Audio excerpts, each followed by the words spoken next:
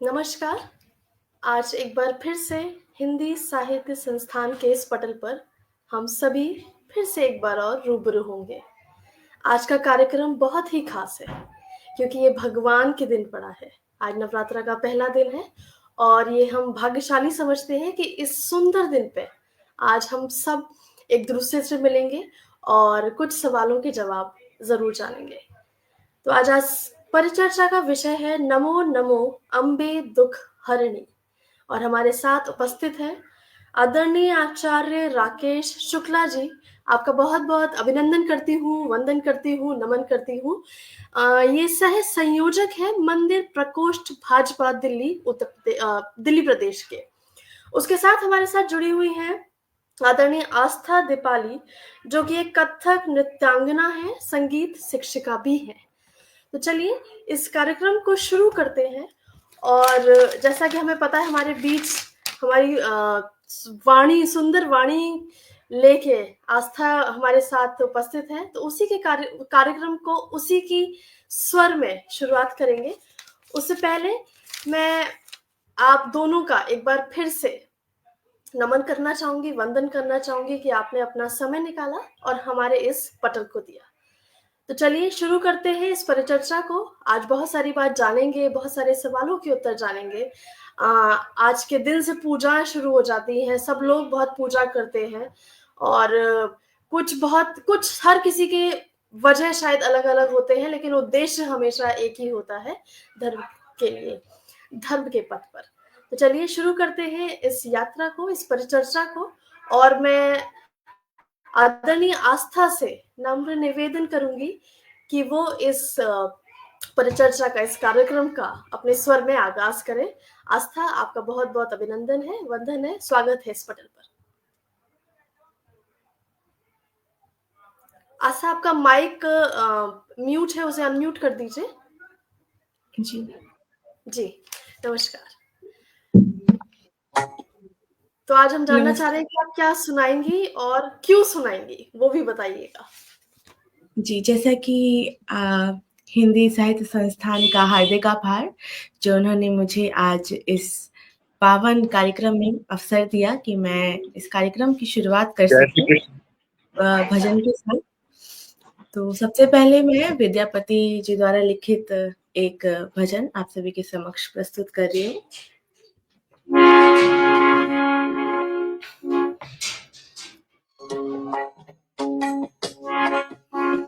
आवाज आ रही है?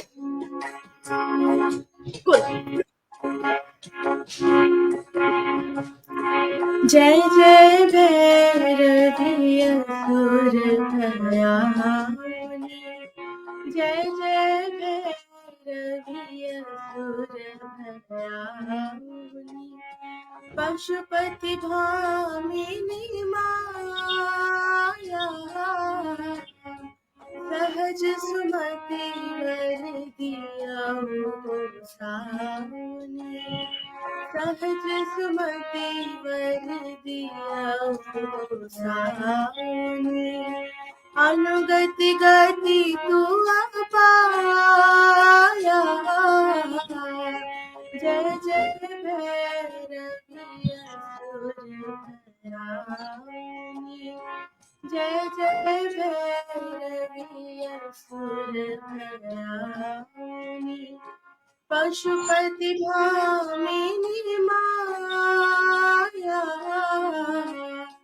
जय जय भैरवी असुर भयानी।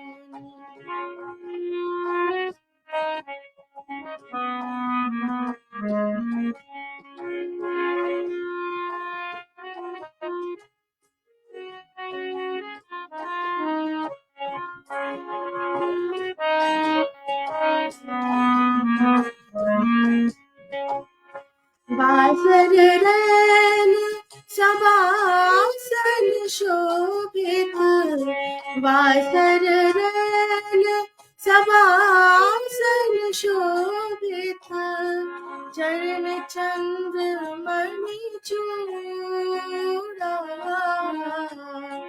कतौक दैत्य मारे मुख नील, कतौक मारे मिलल कतौ गुगल कय कूड़ा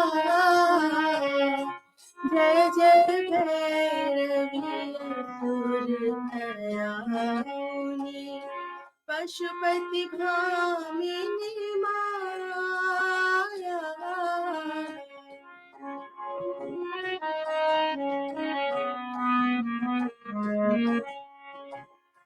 सामर बरन नयन अनुरंजित सामर बरन नयन अनुरंजित जलद जोग फुल को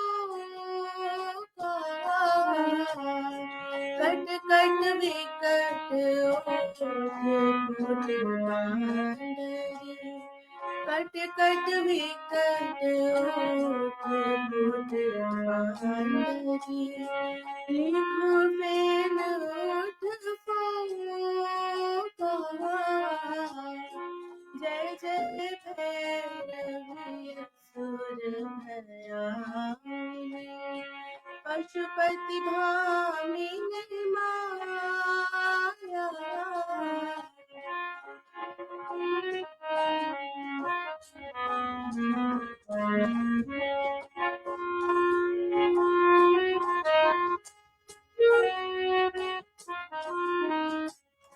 घन घन घनन घुंघरू कत बाजे घन घन घनन घुंघरू कत बाजे हन हन कर तू गाता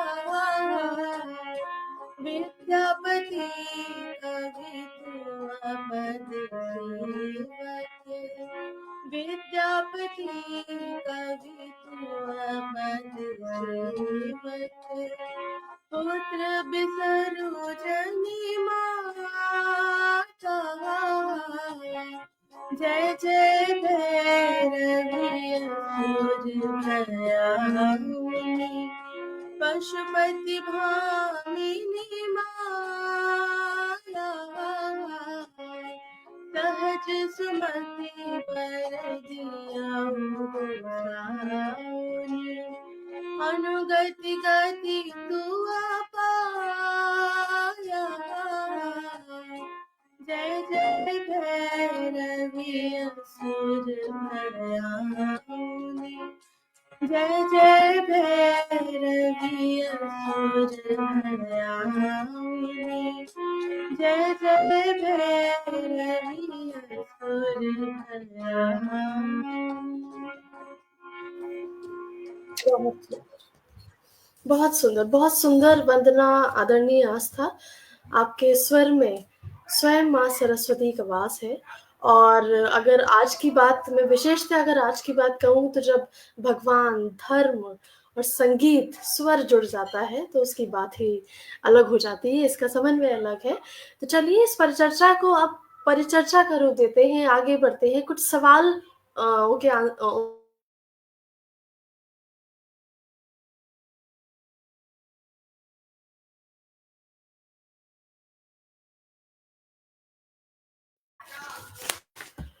उससे पहले मैं एक श्लोक जरूर से शुरुआत करती हूँ इस परिचर्चा के। यथा कुटुम्बेन दुर्गा भवेत प्रियतमा सदा तत्सिद्धि हरेण त्वं शरणम शरणम प्रपद्यते। तो आचार्य जी, आज सबसे पहले मैं सवाल आपसे जानना चाहूंगी कि जब हम नवरात्रि की बात करते हैं तो उसमें व्रत की बात आती है, और उससे ही जुड़ा मेरा पहला सवाल है आपसे कि नवरात्रि के दौरान व्रत रखने के लिए कोई धार्मिक और वैज्ञानिक दोनों क्या कारण है, उसके ऊपर जरा आप थोड़ा प्रकाश डालें। आचार्य राकेश शुक्ला जी, आपको मेरी आवाज आ रही है? जी। जय सिया राम, जय माता दी। जय माता। आचार्य जी को प्रणाम और सभी जो जुड़े हुए हैं सबका सादर अभिनंदन वंदन। जयंती मंगला काली भद्रकाली कपालिनी दुर्गा क्षमा शिवा धात्री स्वाहा स्वधा नमोस्तुते। पहली तो आप सभी लोगों को चैत्र नवरात्रि और ये हमारा सनातन वैदिक नव वर्ष है। आज साल का प्रथम दिन है और चैत्र नवरात्रि का भी प्रथम दिन है, क्योंकि आप जानते हैं ये ऋतु परिवर्तन दोनों जो नवरात्रे हमारे आते हैं, शारदिक और वसंतिक दोनों नवरात्रे जो आते हैं, ये चैत्र नवरात्रे जो अभी आज से ही प्रारंभ हो रहे हैं, इसका बहुत बड़ा वैज्ञानिक तो है ही है, शास्त्र विधि से तो बड़ा इसका महत्व है। शास्त्रों में कहा गया है कि उप माने समीप, वास माने रहना। जितना कोशिश हो 9 दिनों तक माँ भगवती के समीप रहा जाए, उसको तो कहते हैं उपवास। उपवास का मतलब ये नहीं है केवल कि खाली पेट रहना, कुछ खाना नहीं, कुछ करना नहीं। और व्रत का मतलब होता है संकल्प लेना। संकल्प हमें क्या लेना है कि हम झूठ नहीं बोलेंगे, हम किसी छल और प्रपंच आदमी से व्यय नहीं करेंगे, हम अपना सारा समय कोशिश करेंगे भगवान के भजन में व्यतीत करेंगे। ये व्रत का मतलब होता है संकल्प का। व्रत का मतलब है मैंने आज आपसे व्रत लिया है कि ये कार्य मैं 9 दिनों तक, कई लोग तो जल पी कर रहते हैं, कई 2 लौंग खा कर रहते हैं, कुछ लोग निराहार रहते हैं।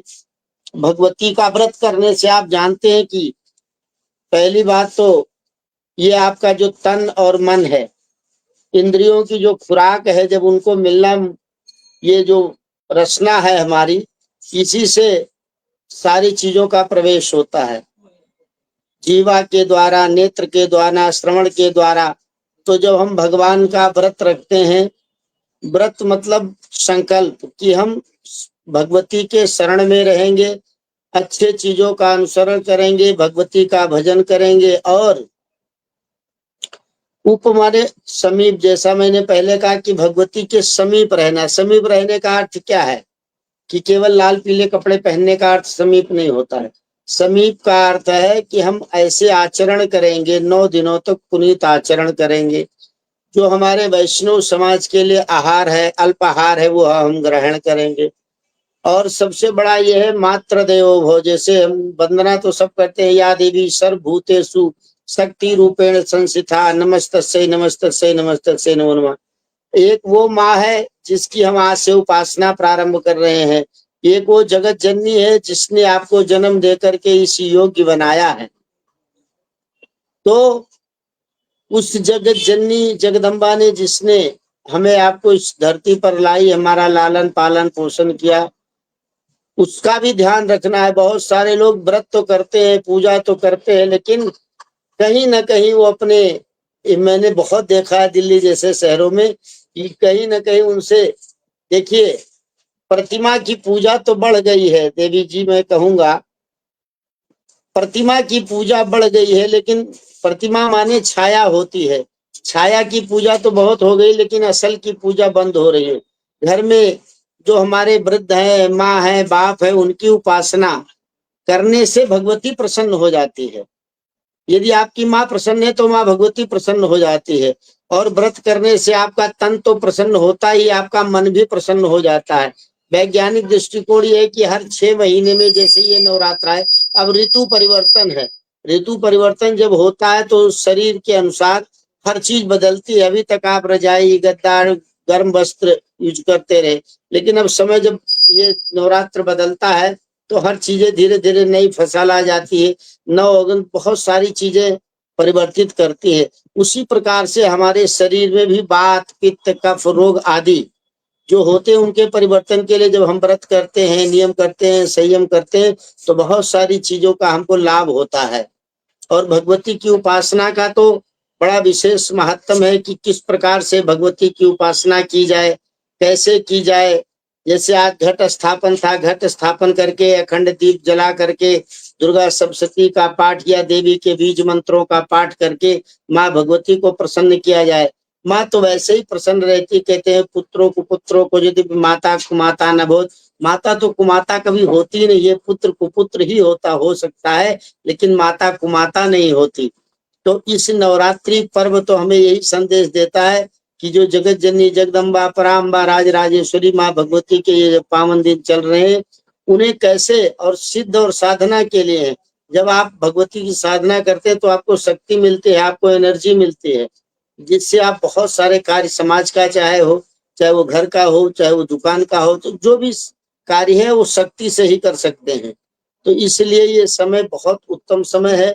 और आपने जो आज ये परिचर्चा का रखा, ये और भी उत्तम इसलिए है कि बहुत सारे लोगों को ये जानकारी होगी, अभी जैसा आपका आदेश होगा आगे, कि हम लोग दिल्ली में आपने देखा होगा व्रत लोग करते हैं, लेकिन आधा व्रत करते हैं, अधूरा व्रत करते हैं।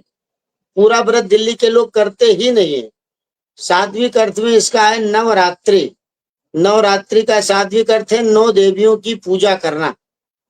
प्रथमे शैलपुत्री से लेकर प्रथमे शैलपुत्री, द्वितीय ब्रह्मचारिणी, तृतीय चंद्रघंटेति, कुष्मांडेति, चतुर्थकम पंचम स्कंदमातेति, षष्ठम कत्यायनी, सप्तमम कालरात्रि, महागौरी चाष्टकम, नवम सिद्धदात्री। तो 9 देवियों की हम पूजा करते हैं।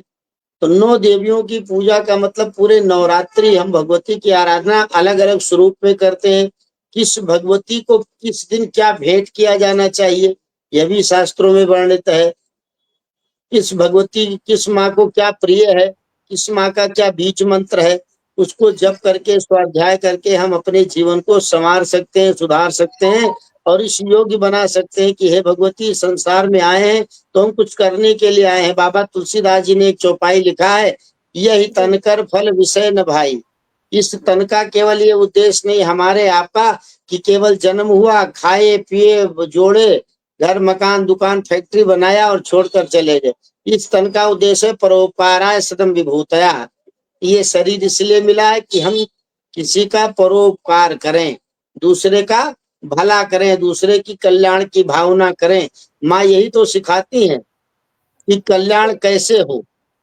कुछ लोग सुरापान करेंगे तो भी कह देंगे कि भगवती, अरे भाई ये बहुत जानने की जरूरत है और आप ऐसे चर्चाएं रखें जिससे लोगों को, अभी मैं बताऊंगा कि किस दिन क्या पूजा करनी चाहिए देवी की। जय माता दी। जी जी, बहुत सही बात करी। और अगर मैं आपकी बातों को अगर एक पंक्ति में अगर बोल पाऊं तो बात ये है कि हमें भगवान के लिए आस्था जितनी रखनी चाहिए, जो आपने अंत में कहा परोपकार की भावना, वो हमेशा रखनी चाहिए। और हम अपने घर में अपने माता पिता की अगर सेवा करें तो वो ही हमारे लिए भगवान की तरफ हमें ले जाता है। ऐसा सिर्फ नहीं है कि हम सिर्फ पूजा करें, मंदिरों में जाएं और हमारे कर्म ऐसे ना हो। तो कर्मों की जो महत्वता बताई है आपने, उसके लिए बहुत बहुत साधुवाद आपका। और ये आज के समय के लिए, आज के दौर के लिए बहुत ज्यादा जरूरी है, क्योंकि जैसे आपने दिल्ली एनसीआर की बात बताई, तो मैं शायद बोलती हूँ कि हर जगह यही है कि लोग शायद कर्मों को भूलते जा रहे हैं। प्रतिमा की पूजा, हाँ जी बिल्कुल सही कहा, क्योंकि आज हम किसी भी मंदिर में चले जाएं, कहीं भी चले जाएं, कभी भी चले जाएं, आपको बहुत भीड़ दिखाई देगी। और कर्मों की महत्वता हमेशा हमें याद रखनी चाहिए। बहुत बहुत आभार आपका आदरणीय राकेश शुक्ला जी। और अब हम चलते हैं आदरणीय बम बम बाबा जो हमारे साथ मथुरा से जुड़े हुए हैं। आपका बहुत बहुत स्वागत करती हूँ इस पटल पर, नमन करती हूँ। उससे आपसे एक सवाल पूछती हूँ, उससे पहले मैं हमारे जो श्रोतागण हैं जो अपना समय निकालकर हमारे साथ जुड़े हैं, उनको जरूर मैं एक बार अभिनंदन करना चाहूंगी। हमारे साथ आदरणीय साधना शर्मा जी जुड़ चुकी हैं, आदरणीय आरती कुमारी जी जुड़ चुकी हैं, आदरणीय राजीव अग्रवाल जी जुड़ चुके हैं, आदरणीय सौम्या जी जुड़ चुके हैं, आदरणीय अनुभव राज जी जुड़ चुके हैं, आदरणीय सुनील कुमार उपाध्याय जी जुड़ चुके हैं, आदरणीय उमेश कुमार शर्मा जी जुड़ चुके हैं, आदरणीय पुष्पलता तनेजा जुड़ चुकी हैं। और सभी आप सभी को शुभकामना प्रेषित कर रहे हैं और इस कार्यक्रम के लिए सबको एक बार पुनः बधाई देती हूँ। तो चलिए चलते हैं, इस परिचर्चा को आगे बढ़ाते हैं, आदरणीय बम बम बाबा की तरफ चलते हैं। और उनसे मेरा सवाल है कि नवरात्रि के दौरान कौन कौन सी पूजा या विधियां प्रचलित है और वो हमें करनी चाहिए विशेष तौर से, उसके बारे में थोड़ा प्रकाश डालें। बम बम बाबा, आपका आदरणीय, आपका माइक म्यूट है शायद। आप जी, अब आ रही है आवाज आपको? जी जी जी बिल्कुल बिल्कुल बिल्कुल, जी बताइए। जी जी, सभी आदरणीय प्रिय दर्शकों को जय श्री कृष्णा, जय माता दी। और हमारे आचार्य जी जो शुक्ला जी जुड़े हुए हैं उनको बारंबार प्रणाम है। और प्रणाम है महाराज, प्रणाम प्रणाम। और सभी को विक्रम संवत 2082 सिद्धार्थ नाम का संवत्सर आज से प्रारंभ हो चुका है और हमारे सनातनियों का नव वर्ष भी आज से ही है। आज ही के दिन श्री ब्रह्मा जी ने इस सृष्टि को सबसे पहले रचा तो खैर भगवान विष्णु ने है, और पालन भी विष्णु जी ही करते हैं, उनकी नाभि से ही ब्रह्मा जी की उत्पत्ति हुई है। लेकिन हम पुत्र जो हैं वो ब्रह्म के हैं। अब चाहे ब्रह्मा बोल लो, चाहे विष्णु कह लो, चाहे महेश कह लो। और माँ की स्तुति करते हुए सबसे पहले माँ की स्तुति करता हूँ। आद्य शक्ति हैं ठाकुर जी की। देवी प्रपन्नाति हरे प्रसीदो प्रसीद माता जगतो खलस्य, प्रसीद विश्वेश्वर पाहि विश्वम तमीश्वरी देवी चराचरस्य। जिनको आह्लादनी शक्ति कहते हैं वही राधा हैं, श्री राधा रानी हैं, जगदम्बा हैं, आद्य शक्ति हैं। और आपके प्रश्न का भी उत्तर देने जा रहा हूं, लेकिन सबसे पहले ये कहूंगा कि आद्य शक्ति की इतनी महिमा क्यों है। आद्य शक्ति की इसलिए महिमा है कि सबसे पहली कि हमारे यहाँ नारी की पूजा है, तो उसमें भी यही देखा गया है कि सबसे पहले जब पूजा प्रारंभ होती है तो कहते हैं लक्ष्मी नारायणाभ्याम नमः। तो लक्ष्मी जी को प्रणाम करते हैं और नारायण को बाद में प्रणाम करते हैं।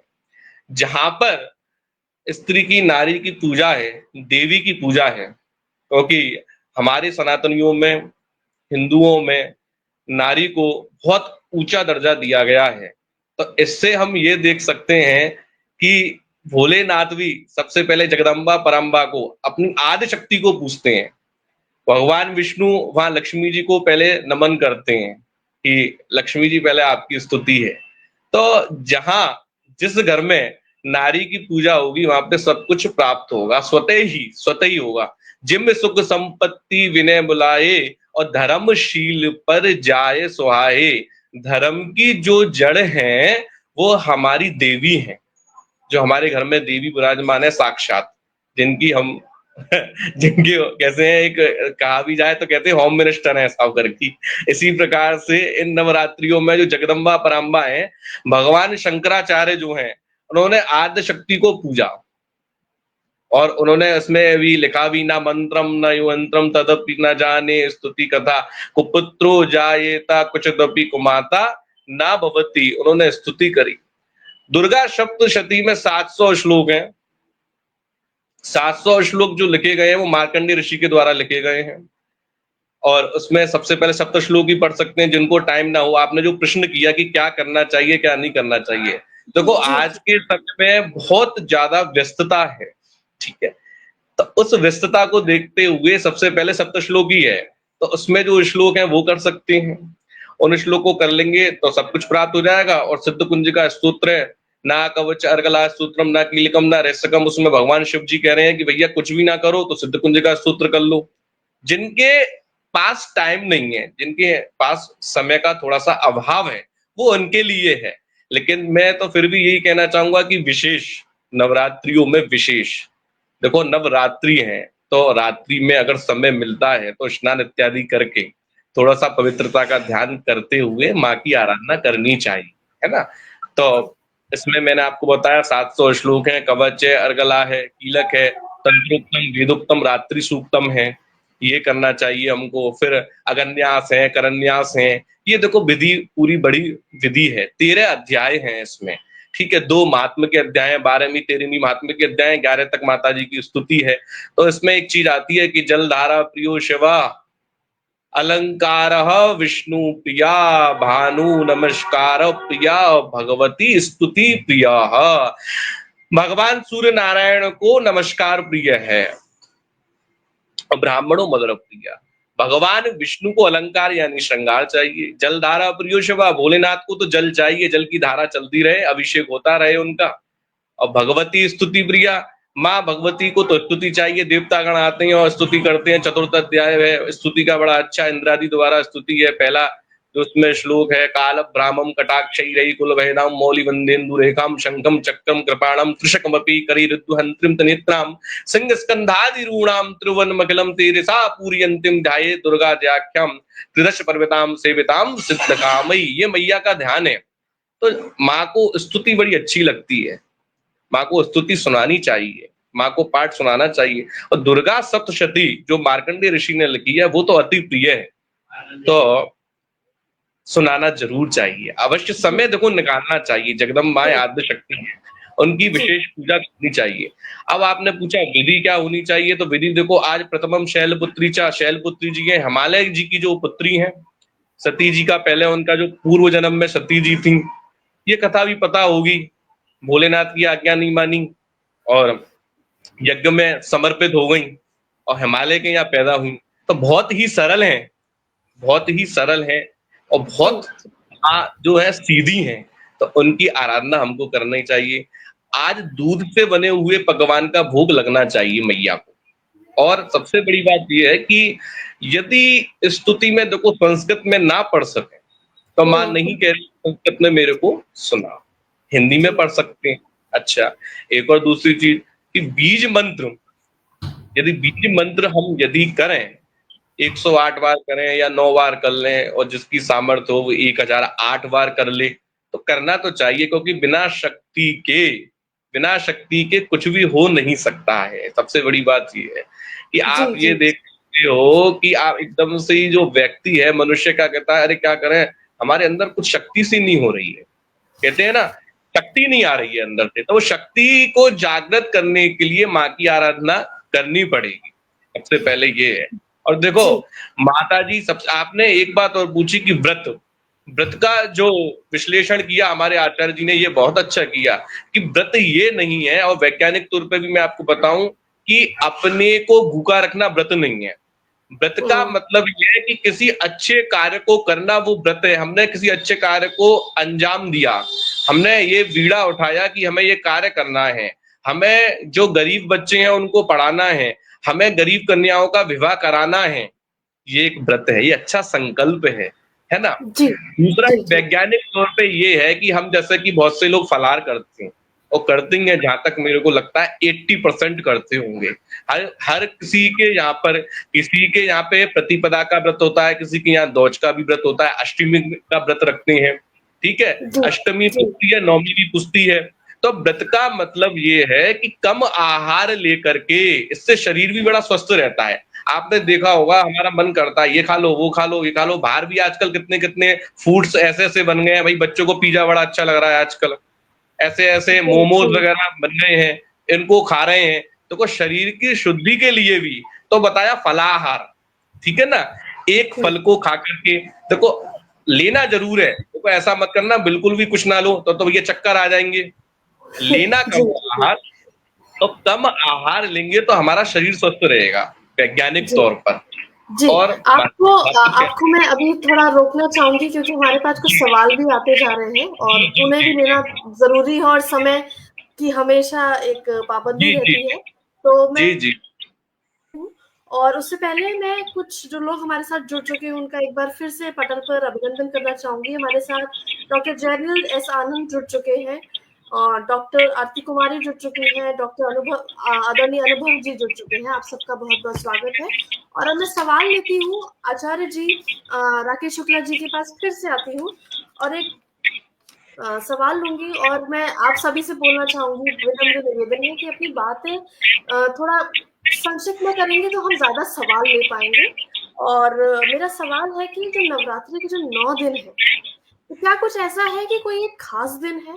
और इसी से जुड़ता हुआ एक सवाल और है कि कभी कभी ऐसा होता है कि लोग 9 दिन पूरा व्रत नहीं रखते, पहला या अंतिम व्रत रख लेते हैं, तो क्या वो दिन ज्यादा खास होते हैं? उसके बारे में आचार्य जी आप जरूर बताएं। जय माता दी। बड़ी अभी सुंदर हमारे श्री धाम वृंदावन से आदरणीय श्री बाबा जी ने कितनी सुंदर व्याख्या करी, देवी जी की स्तुति भी करी।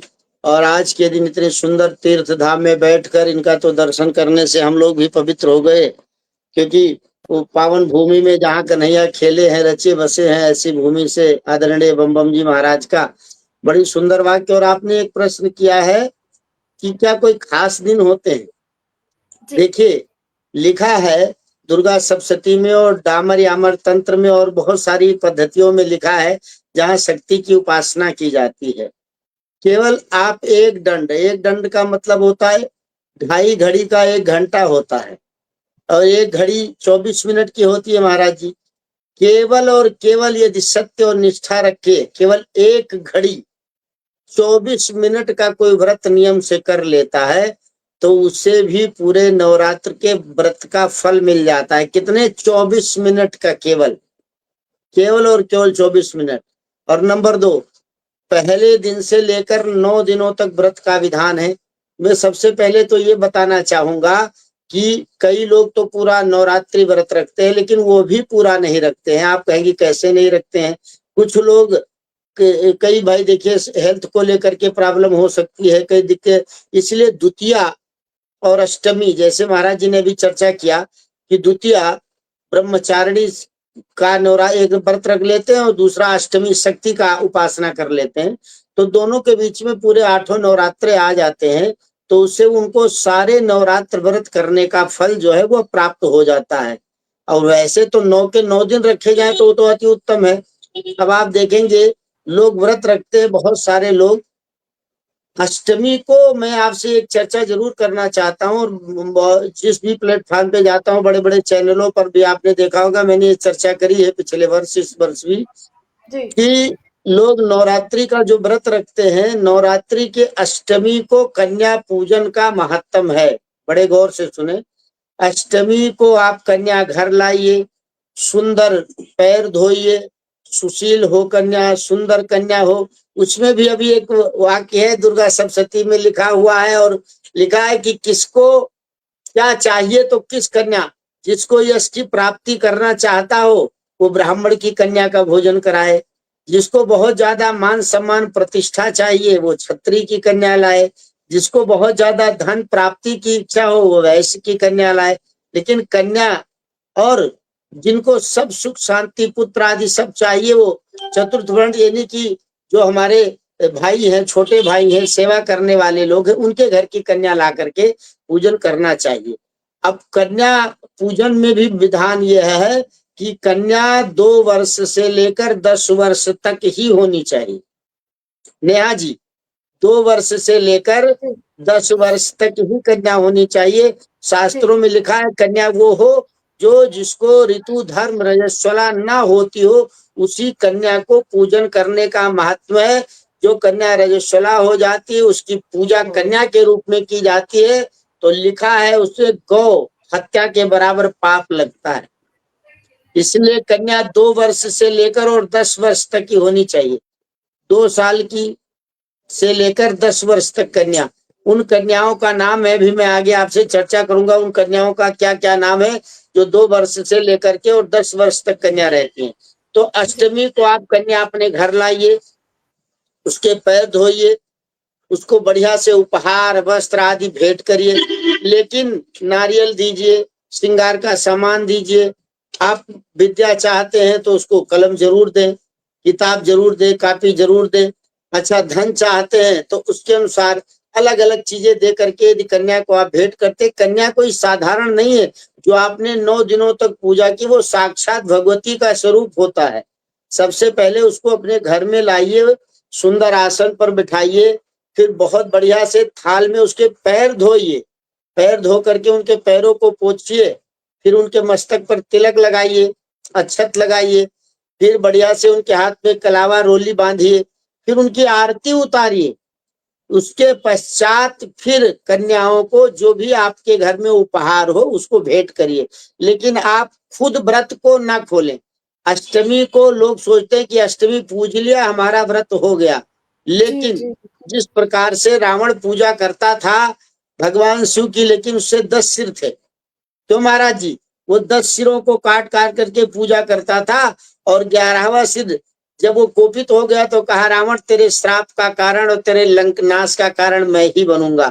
वो हनुमान जी के रूप में एकादश रूप में अवतार लेकर के शंकर स्वयं केसरी नंदन स्वयं साक्षात भोले बाबा ही हनुमान जी बन करके आए। तो कहने का अभिप्राय ये है कि अष्टमी को कन्या पूजन करना चाहिए, कन्याओं को घर में लाना चाहिए, लेकिन उस दिन व्रत का पारणा जो व्रत लोग खोल देते हैं, व्रत अष्टमी को कदापि नहीं खोलना चाहिए, क्योंकि नवरात्रे का मतलब है 9 देवियों की पूजा।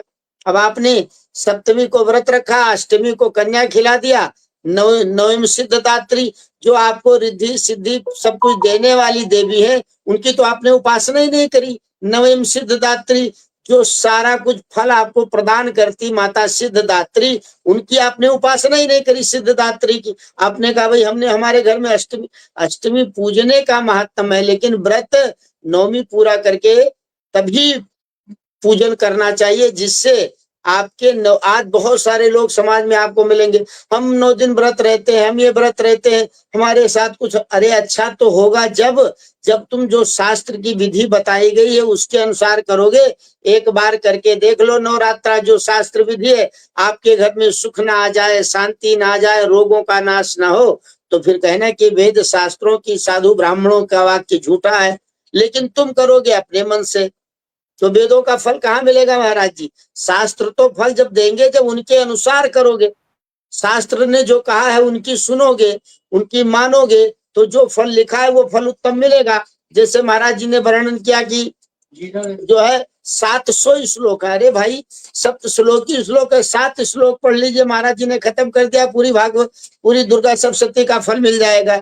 सिद्ध कुंज का कर लीजिए, वो भी नहीं कर सकते तो बीज मंत्र देवी जी का, ओम ऐं ह्रीं क्लीं चामुंडाय विच्चे, यह मंत्र तो लगभग हर किसी को आता होगा, ये कर लेना चाहिए। और आजकल एक रिवाज और चल गया है, मैं निवेदन करूं कि गायत्री मंत्र लोग खूब जोर जोर से चिल्ला चिल्ला करके, गायत्री मंत्र बहुत बड़ा मंत्र है, महामंत्र है, और बाबा तुलसीदास ने लिखा है कि फल ही मंत्र जब करिए दुराऊ, कोई भी पूजा करो, तप करो, यज्ञ करो, उसको जितना गुप्त रखा जाए उतना ज्यादा वो आपको फल देने वाला होता है। इस प्रकार से यदि आप नवमी पूजन करते हैं, कन्या पूजन करते हैं, और सबसे पहले शुचिता का बहुत ध्यान रखना होता है। भाई आप खेतरी बीजते हैं, आप कई लोग खेतरी आपने देखा हो बीजते हैं, जिस दिन अष्टमी होती है पीपल के नीचे ढेर लगा होता है, ये बड़ा दुख का विषय है। 8 दिनों तक तो आप उनको तिलक लगाते हो, अक्षत लगाते हो, चुनरी चढ़ाते हो, पूजा करते हो, फिर उनको ले जा करके गंदगी में फेंक देते हो। ये हमारे बड़ी बहुत भारी विडंबना है, मैं बड़े दुख के साथ कह रहा हूँ। वो जयंती देवी है, जब आप मंत्र पढ़ते हो, जयंती मंगला काली भद्रकाली कपालिनी दुर्गा क्षमा शिवा धात्री, वो जयंती देवी में उनका वर्णन आता है। इसलिए जौ का बीजन किया जाता है, खेतरी बीजी जाती है कि हमारे घर में सुख हो, शांति हो, समृद्धि हो, कैसे कैसे वृद्धि हो। जैसे जैसे जो उगता है उससे पता लग जाता है आपके घर में इस वर्ष कैसा रहने वाला है। तो आपने पूजा तो क्या ले जा करके, अरे उसको चाहिए बढ़िया से, जितनी खेतरी है, जो मिट्टी का पात्र है उसको अलग कर दीजिए, उसमें बढ़िया से, गर्मी आ रही है, जल भर के रख दीजिए, कोई पशु पक्षी उसमें पानी पिए, पक्षियों के लिए रख दीजिए। जो रेत और खेतरी उसको ले जा करके कहीं या तो जमीन में गड्ढा खोद कर स्थापित कर दें, या कहीं बहते हुए जल में करें। यदि यमुना में भी करेंगे तो यमुना जी उससे प्रदूषित नहीं होंगी, लेकिन आप वो कूड़ा कबाड़ पन्नी ले जा करके यदि जल में प्रवाह करोगे तो उससे हमारे पर्यावरण को भी बहुत नुकसान पहुंचता है, जो हमारे लिए जल ही जीवन है। तो इसलिए बहुत सारी पूजा के साथ साथ इन चीजों का, पहले आपने देखा जैसे कि लोग प्रतिमा की पूजा में कहते कहते कि समय की बड़ी बाध्यता है कि प्रतिमा की पूजा हम लोग कर रहे हैं, छाया की पूजा कर रहे हैं, बड़ों की पूजा नहीं कर रहे हैं, माँ की पूजा नहीं कर रहे हैं। माँ की पूजा तो साक्षात एक वाक्य आपने माँ के लिए बोल दिया, माँ भगवती तो इतनी पावन है, इतनी करुणामयी है, इतनी दयामयी है, इतनी कोमल है कि वो हर समय हर सक्षम है। आपको क्या चाहिए, माँ कहती है कि जो मांगोगे वो मिलेगा, लेकिन निर्मल मन जन सो मोहि पावा, और मोहि कपट छल छिद्र न भावा। भगवान हो, माँ भगवती हो, जैसे महाराज जी ने कहा कि जलधारा प्रिया शिवा, भगवान शिव को जलधारा बहुत प्रिय है, भगवती को स्तुति बहुत प्रिय है। तुम बैठ करके जय माता दी करोगे, सच्चे भाव से करोगे। कहा गया है ना हमारे शास्त्र में, एक घड़ी आधी घड़ी आधियु में पुनियाद, तुलसी संगत साध की कटे कोटि अपराध है। और कलयुग में लिखा है, सुत दारा और लक्ष्मी पापियों के घर हो। पैसा, पुत्र और लक्ष्मी ये किसी के घर भी हो सकता है, लेकिन 2 चीजें बड़ी दुर्लभ हैं, सत्संगत और हरि कथा। अच्छे लोगों का आपको संग मिल जाए, अच्छे मित्र मिल जाए, अच्छे पड़ोसी मिल जाए, अच्छे दोस्त मिल जाए, भगवान का सत्संग मिल जाए। तुलसी दुर्लभ दोय, ये बड़ा दुर्लभ है। और यदि सत्संग आपके जीवन में आ गया तो आप देखेंगे आपके जीवन में बहुत सारी चीजों का, बहुत सारी समस्याओं का ऐसे ही समाधान हो जाएगा। जी, जी, बिल्कुल सही बात कही आपने। और मैं ये ज़रूर बोलना चाहूँगी कि हम जभी भी कोई परिचर्चा करते हैं, उसका एक एक पहलू होता है, एक उद्देश्य होता है कि हमें जानकारी मिले, क्योंकि हम बहुत सारी मिथ्याओं से घिरे हुए हैं आजकल के दौर में। और मैं बहुत-बहुत धन्यवाद देना चाहूँगी कि आपने बहुत सारी ऐसी बातें करी, जो शायद मैं अपने घर, अपने आस-पास भी देखती हूँ, और ऐसा बहुत सारे लोग जो सुन रहे होंगे आज आपको, वो ये बात मानेंगे और अपने जो करते आ रहे हैं अब तक, जो कर्म करते आ रहे हैं, उनमें थोड़ा-सा बदलाव ज़रूर लाएँगे। बहुत-बहुत साधुवाद आपको। एक सवाल आया है आदरणीय पुष्पलता तनेजा जी का, और मैं उनका सवाल और अपना सवाल मैं मिला के पूछूंगी आदरणीय बम बाबा से कि नवरात्रि के दौरान विशेष आहार परंपराओं का पालन किया जाता है, इसका क्या महत्व है? और जो सवाल आया है मैं वो सवाल आपसे पूछ लेती हूँ कि उन्होंने पूछा है कि नवरात्रों में प्याज, लहसुन और नॉनवेज खाना चाहिए और क्यों नहीं खाना चाहिए। सवाल से पहले मैं एक बार आस्था के पास जरूर जाना चाहूंगी कि हमारे एक श्रोतागण ने जरूर बोला है कि थोड़ा भजन भी सुनाया जाए, और नवरात्रे हैं तो संगीत होना चाहिए। तो मैं आस्था से पहले नम्र निवेदन करूंगी, छोटा सा एक प्यारा सा एक भजन हो जाए, फिर हम आदरणीय बम बम बाबा के पास पहुंचते हैं उस सवाल के साथ। आदरणीय, आप अपना माइक ऑफ कर लीजिए प्लीज, म्यूट कर लीजिए। आदरणीय बम बम बाबा, आपका माइक म्यूट कर लीजिए, जिससे हम आस्था को, थैंक यू। आस्था, आपका स्वागत है। एक छोटा सा भजन हम सभी के लिए।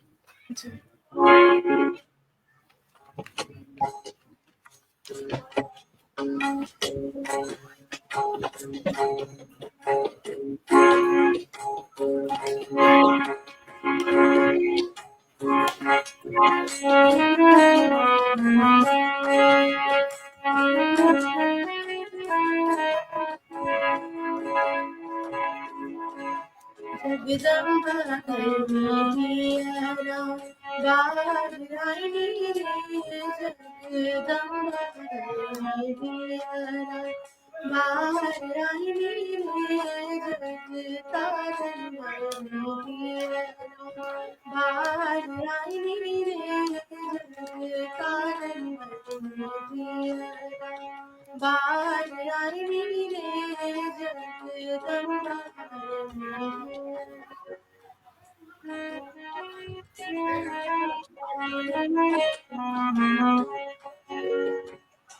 कंचन धार कपूर की बाती, कंचन धार कपूर की बाती, मैया के आरती उतार आई रे, मैया की आरती उतार आई रे, जगदम्बा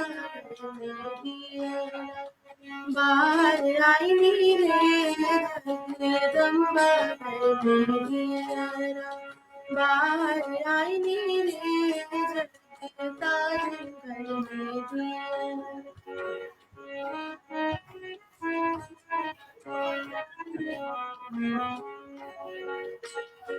सोने की थाली में व्यंजन परोसल, सोने की थाली में व्यंजन परोसल, मैया के चरण पधार आई रे, मैया के चरण पधार आई रे, जगदम्बा घर में दिया बाहर आई रे, जगतार घर में दिया बाहर आई रे, जगदम्बा घर में दिया।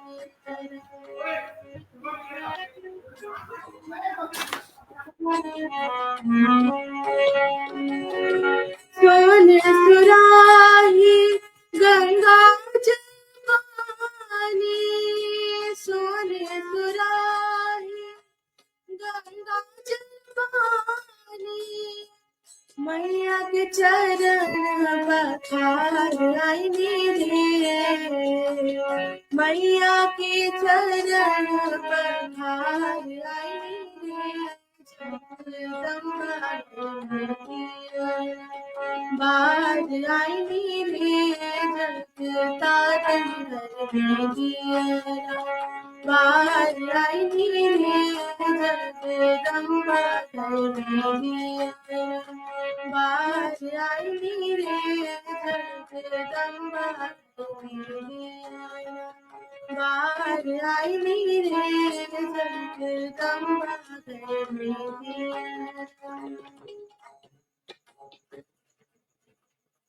बहुत बहुत सुंदर स्वर में एक बार फिर से आपने देवी माँ का आह्वान किया, उसके लिए बहुत बहुत आभार व्यक्त करूंगी। और अब हमारे साथ आदरणीय भोजपुरी पूनम भाषा में। मल्होत्रा जी, जी आदरणीय पूनम मल्होत्रा जी जुड़ चुके हैं, आदरणीय बसंत श्रीवास्तव जी जुड़ चुके हैं, आदरणीय गरिमा जी जुड़ चुकी हैं, आदरणीय सौम्या जी जुड़ चुकी हैं। आप सभी का, वेद स्मृति जी जुड़ चुकी हैं हमारे साथ, आप सभी का एक बार फिर से बहुत बहुत अभिनंदन करती हूँ। और आते हैं इस परिचर्चा को बढ़ाते हैं और कुछ जो सवाल है उनका उत्तर जानने का प्रयास करते हैं। तो आदरणीय, आपसे मैंने एक सवाल किया था जिसे दोहराती हूँ कि नवरात्रि के दौरान विशेष आहार परंपराओं का क्या महत्व है, क्यों पालन करना चाहिए? और हमारे एक श्रोतागण ने भी पूछा है कि प्याज लहसुन या नॉन वेज क्या खाना चाहिए और क्यों नहीं? जी ऐसा है, आपको आवाज आ रही है मेरी? जी बिल्कुल बिल्कुल। कि सबसे पहले ये है कि आपने कहा कि नॉन वेज खाना चाहिए, कि सबसे पहले आप एक बात बताओ, जीव हत्या करना गलत है। उस जीव में भी तो ईश्वर का निवास है ना। उसको कभी हमारे ईश्वर ने हमें इतनी अच्छी अच्छी हरी सब्जियां दाल दी हैं, खाने के लिए अच्छे अच्छे और भी व्यंजन दिए हैं, तो क्या उसको जीव हत्या करके ही हमें संतुष्टि मिलेगी? उससे तो ईश्वर प्रसन्न नहीं होंगे। उसमें इतना स्वाद है क्या कि बहुत अच्छा लग रहा है वो? ठाकुर जी ने प्रकृति में इतनी अच्छी अच्छी वस्तुएं दी हैं, उनको भी खा सकते हैं हम। और विशेष आहार में जो मैंने आपको भी बताया कि विशेष आहार यही है कि अपनी इंद्रियों का दमन करना, उन पे थोड़ा सा संयम करना। जब माँ के नवरात्रि चल रहे हैं, इसमें सबसे पहले आपका प्रश्न यही था कि वैज्ञानिक तौर पर अपने इंद्रियों का दमन करते हुए, शमन करते हुए, हमें जैसे कि मन कर रहा है भैया कि अब तो हमें ये खाना है, हमें ये व्यंजन खाना है, तो हम उसमें फल खा सकते हैं, ड्राई फ्रूट्स भी हैं, उनका थोड़ा सा सेवन कर सकते हैं। क्योंकि विशेष वह तौर तो से आदरणीय बाबा विशेष तौर से प्याज और लहसुन से क्यों परहेज किया जाता है, इसके बारे में ये परहेज, हाँ बिल्कुल, आपका ये प्रश्न बहुत अच्छा है और ये आपका नहीं, बहुत सारे जीवों का प्रश्न होता है कि प्याज लहसुन जो है वो भी प्रकृति से ही है, लेकिन हमारे जो ईश्वर है, हमारे जो ठाकुर जी हैं, क्योंकि उसमें थोड़ी सी गंध होती है, इंग्लिश में उसको स्मेल कहते हैं, तो गंध जब आई तो ठाकुर जी ने उस थाली को ठुकरा दिया। आपने भी देखा होगा उसमें से गंध आती है, स्मेल आती है, ठीक है ना। तो ठाकुर जी ने वहां पे अपने भोग में से उसको ठुकरा दिया। जब आप एक बात बताओ, हमारे इष्ट को नहीं पसंद है तो हम उसको कैसे ग्रहण कर सकते हैं?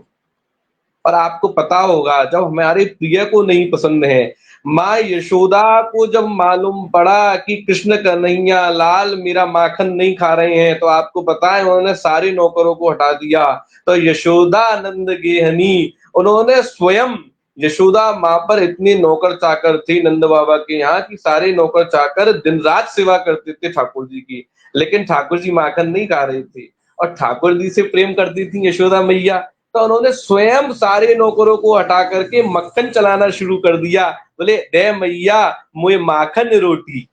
क्यों? क्योंकि आज मैया खुद सारे श्रृंगार को उतार करके और स्वयं दधी चला रही हैं, मठा निकाल रही हैं, माखन निकाल रही हैं। तो आप एक बात बताओ, अगर हमारे प्रिय को कोई वस्तु प्रिय नहीं है तो क्या हम उसका सेवन कर सकते हैं? आपने ये पूछा कि उनको क्यों ठुकराया, तो उसका सबसे बड़ा कारण ये है कि उसमें गंध जो है वो ठाकुर जी को अच्छी नहीं लगती, ठीक है ना। आप भी देखते हैं, आप किसी स्मेल में से निकलते हो तो कहते हो अरे नाक बंद कर लेते हो, दुर्गंध आ रही है ना। अच्छी अच्छी परफ्यूम चाहिए ठाकुर जी के लिए, लगाते हैं ना, इत्र लगाते हैं साहब। अब तो जो है गर्मी आ गई है, खसका इत्र लगेगा ठाकुर जी को। और आपको बताऊं, भगवती को इत्र बड़ा अच्छा लगता है, भगवान शिव को हरि ओम त्र्यंबकम यजामहे सुगंधिम पुष्टिवर्धनम उर्वारुकमिव वंदनात् मृत्युर्मुक्षीयमामृतात्। ऐसा कहा गया है कि पुष्टिवर्धनम, जैसे ही ठाकुर जी पे इत्र हम चढ़ाते हैं वो पुष्टि करना शुरू कर देते हैं। तो आप भी देखो कि भगवान माँ को सुगंधी अच्छी लगती है, हमारे इष्ट को सुगंधी अच्छी लगती है। आप खुद ही इसको समझें कि आप भी कहीं स्मेल में रहना पसंद थोड़ी करोगी। तो वहां पे जी। कारण ये है, इसलिए प्याज और लहसुन का सेवन वहां पर अनिवार्य नहीं है, उनको हमें त्यागना बता दिया है उस समय में। आपने देखा होगा अनुष्ठान होते हैं, कोई जी। अनुष्ठान चल रहा है नवरात्रि का, ठीक है, तो इतना तो हम कर ही सकते हैं। तो इसमें सबसे जो मुख्यतम है कि प्रिय को, हमारी जो प्रिय माँ भगवती जगदम्बा परिपूर्णा माँ है, उनको अच्छा नहीं लगता है। जैसे माँ अपने बच्चे के लिए सब कुछ करती है ना, देखो बच्चा जो है जब छोटा सा था शू भी करता था, और जो भी अपना मल त्याग करता था तो माँ अपनी गोदी में लेती है, सब कुछ करती है। तो क्या माँ के लिए हम ऐसा नहीं कर सकते? उनको नहीं प्रिय है तो हम उसको त्याग सकते हैं 9 दिन के लिए। तो ये बिल्कुल। हमारा भी धर्म बनता है, हमारा भी फर्ज बनता है। दूसरा इसमें एक अभी मैं दिख रहा था, एक प्रश्न आया कि इसमें स्वच्छता का, पवित्रता का ध्यान रखना चाहिए क्या? हाँ, विशेष ध्यान रखना चाहिए। आप 2020 को भूल गए हो कि आपके पास कोरोना जी आए थे, अभी कोविड आए थे, उन्होंने पवित्रता पे ही ध्यान दिया था। उन्होंने बताया था कि पवित्र रहो, बार-बार हाथ धो। और ये हमारे बड़े बूढ़े पहले ही हमारे आचार्य लोग कह गए हैं कि पवित्रता बहुत जरूरी है, आचार विचार बहुत जरूरी है। अनाचारो हतो कुला, हे अर्जुन, जिस व्यक्ति के यहाँ अनाचार होता है, जिस जीव के यहाँ अनाचार होता है, तो अनाचार हतु कुला, उस कुल का नष्ट हो जाता है। कुछ समय के लिए तो अच्छा लगता है, अनाचार करते हुए बड़ा अच्छा लग रहा होता है। आपने देखा होगा सबसे ज्यादा अनाचार को मिटाने के लिए ठाकुर जी ने इस कोरोना को भेजा था। आपने देखा बड़े बड़े प्रोडक्ट चले, सैनिटाइजर, बड़े बड़े सैनिटाइजर चले, जल्दी जल्दी हाथ धोए, मुंह पर जी। मास्क लगा। आपने देखा होगा जैनी लोग जब सेवा करते हैं तो मुंह पे मास्क लगा लेते हैं। हमारे बल्लभपुर में भी ऐसा है, पुष्टि मार्ग में भी ऐसा है, ठाकुर जी की जब सेवा करते हैं ना तो मुंह पर मास्क लगा लेते हैं। कहीं ऐसा नहीं कि ठाकुर जी की सामग्री में तो हम थोड़ा बहुत बोलते हैं तो कुछ ना जी। कुछ कर जी। कहीं ना कहीं आ जाते हैं। जी। तो बिल्कुल, पवित्रता तो बिल्कुल। बहुत जरूरी है, बिना पवित्रता के कैसे कार्य होगा आप बताइए? स्वच्छता तो, कभी स्वच्छता में तो ईश्वर का निवास है। आप एक बात बताओ, प्रधानमंत्री जी, हमारे बिल्कुल। आदरणीय प्रधानमंत्री जी भी स्वच्छता पे ध्यान दे रहे हैं। स्वच्छता बहुत विशेष है। और वो कौन है? सबके हेड ऑफिस, हेड ऑफिस कौन सा है? जगदम्बा का। तो उनके लिए हम पवित्रता का ध्यान नहीं रखें क्या? बिल्कुल, बिल स्वच्छ कपड़े। और सबसे बड़ी चीज है पवित्रता अंदर से होनी चाहिए, है ना?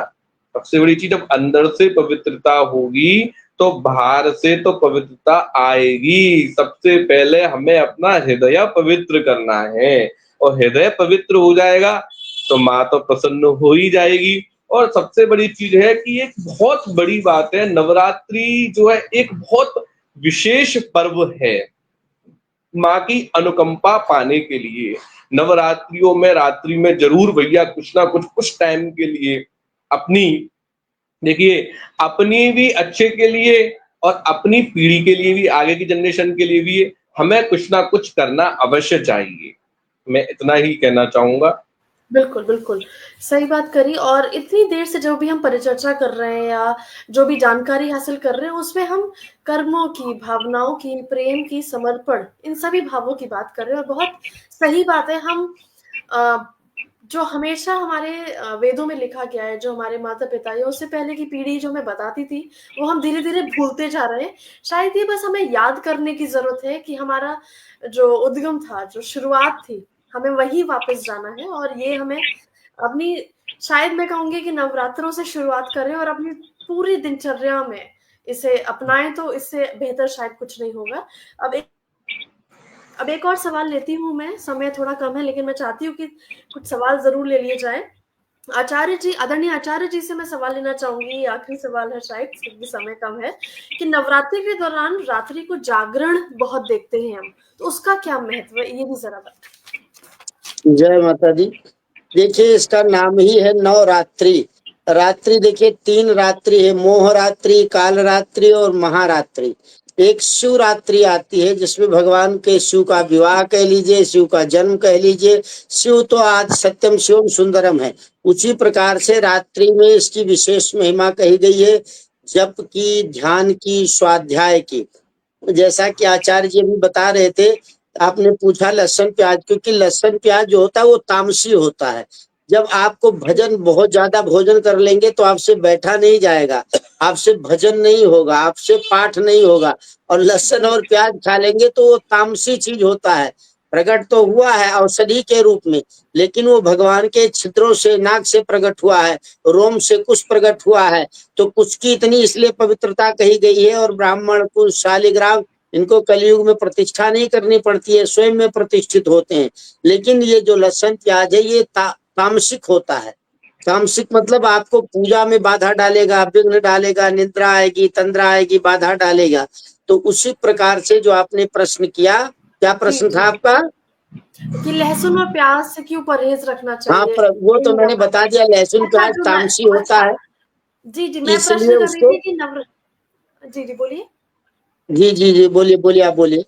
मैंने प्रश्न किया था कि जो नवरात्रि के दौरान जागरण जो चलते हैं, रात्रि का जो हाँ, जागरण, रात्रि जागरण, इसमें रात्रि की विशेष महिमा कही गई है। रात्रि काल में आप कभी भी 10 मिनट, 20 मिनट, आधा घंटा बैठ करके माँ भगवती के सामने अखंड ज्योत जल रही होती है। हमारे यहाँ तमसो माँ ज्योतिर्गमय की बात कही गई है, अंधकार से प्रकाश की ओर जाने की बात कही है। आप जो अखंड ज्योत जलाते हैं उसके सामने कभी 10-5 मिनट बैठ करके ऐसे अपने मन को एकाग्रचित करिए उस ज्योत के साथ, और अपने यहाँ ब्रह्मांड में ध्यान करिए। आपको ऐसे अलौकिक आभा, आपको ऐसी शक्ति प्राप्त होगी। बिल्कुल निर्जन हो, कोई ना हो, सिर्फ आप हो और माँ हो। इसलिए रात्रि को भजन किया जाता है। कि इसलिए पहले कहते थे कि रात्र को जो है जागे योगी, जो लोगी लोग होते, भजन करने वाले थे, वो पूरी रात भजन किया करते थे, और दिन भर जागे भोगी। और दिन में योगी लोग सोया करते थे, रात्रि में भजन किया करते थे। रात्रि में जब आप भजन करते हैं कोई विक्षेप नहीं होता, कोई बाधा नहीं आती, कोई किसी प्रकार से उपद्रव नहीं होता। इसलिए माँ भगवती की शास्त्रों में वर्णन है कि माँ भगवती की उपासना रात्रि में करने से ज्यादा फल मिलता है, विशेष फल मिलता है। और हम बात करते करते रह गई थी, समय की अपनी मर्यादा है, कि जो हम बात कर रहे थे 2 वर्ष से लेकर के और 10 वर्ष तक ही कन्या होनी चाहिए। और अष्टमी पूज करके नवमी को ही व्रत खोलना चाहिए।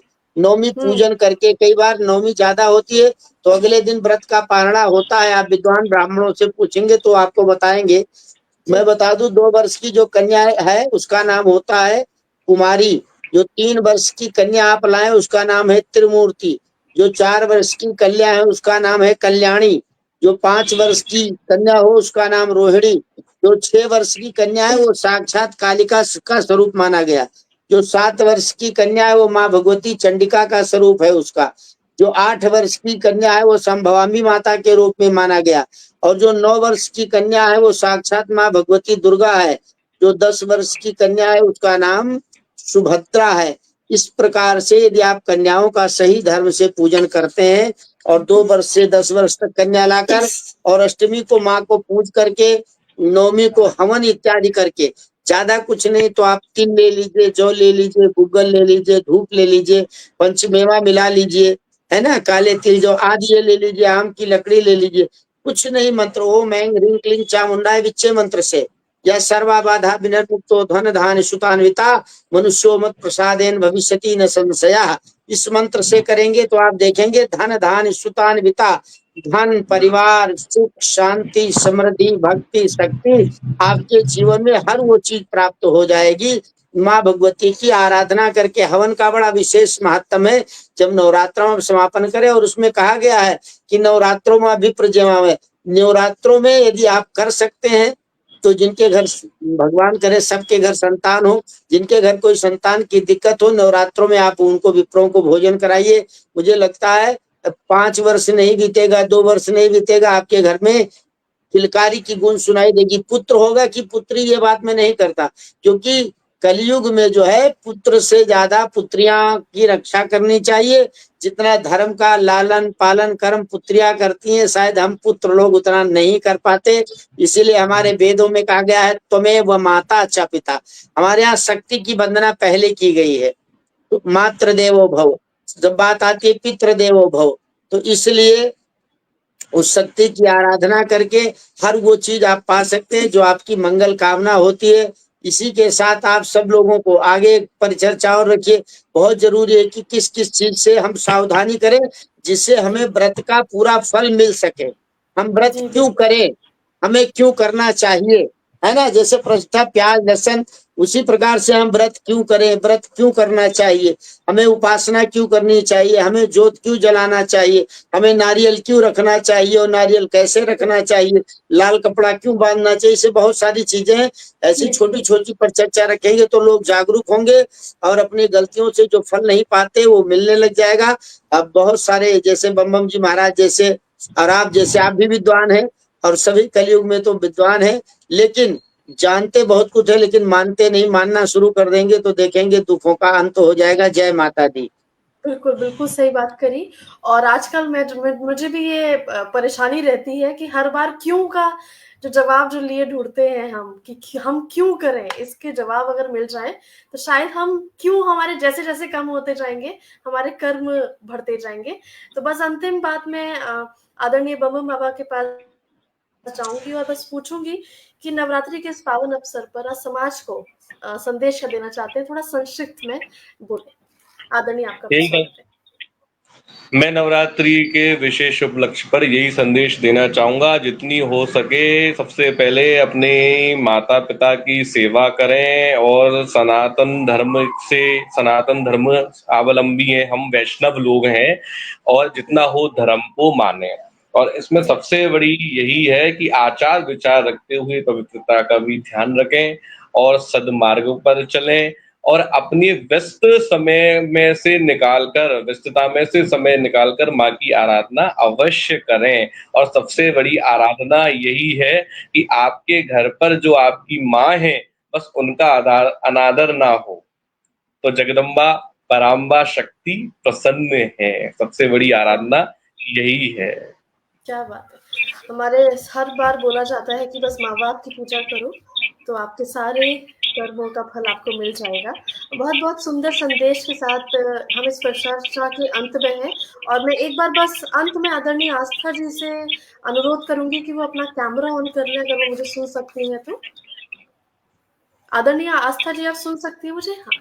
तो जैसे कार्यक्रम का बहुत ही सुंदर स्वर में शुरुआत करी थी, इसके अंतिम चरण में भी मैं आपसे अनुरोध करूँगी एक छोटा-सा भजन या पंक्ति जो भी आप सुनाना चाहें और इस सुंदर सी परिचर्चा को और आज के परिचर्चा का जो दिन चुना गया है, दिन हमने नहीं चुना पर भगवान ने ये दिन को चुना है और उसके लिए बहुत-बहुत सबका आभार प्रकट करना चाहूँगी।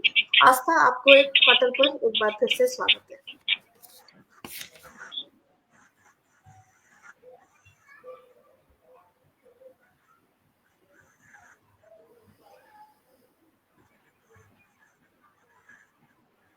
आस्था, आप म्यूट हो।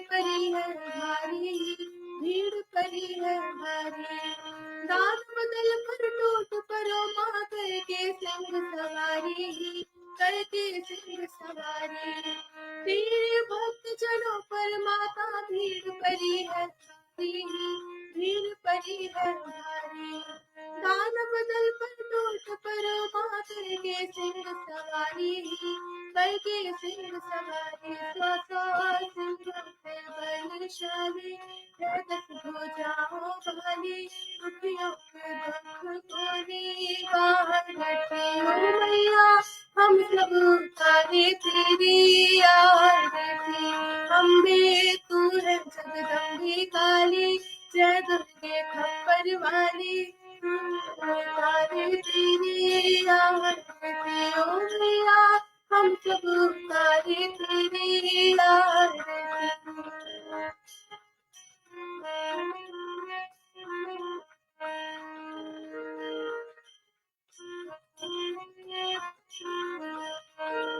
माँ बेटा का इस जग में बड़ा ही निर्मल नाता, बड़ा ही निर्मल नाता, पूत कपूत सुने है पर ना माता सुनी माता, माता सुनी माता।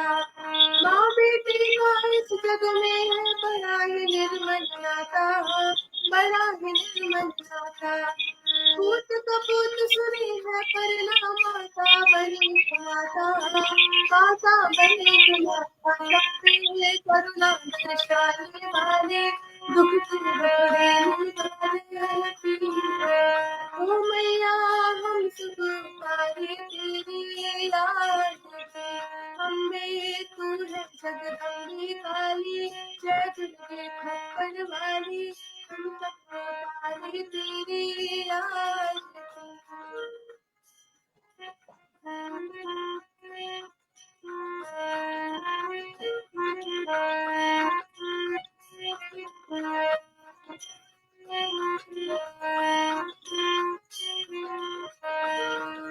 नहीं मांगते धन दौलत, ना चांदी ना सोना, ना चांदी ना सोना, हम तो मांगे माँ तेरे मन में एक छोटा सा सोना, मन में छोटा सा सोना, सबकी बिगड़ी बनाने वाली, लाज बचाने वाली, सखियों के सत को निवारती हो मैया, हम सब तारे तेरी आरती, मैया तू है जगदम्बे काली, जय दुर्गे खप्पर वाली, तेरे ही दुख गावे भारती हो मैया, हम सब तारे तेरी आरती हो मैया, हम सब तारे तेरी आरती हो मैया, हम सब तारे तेरी आरती।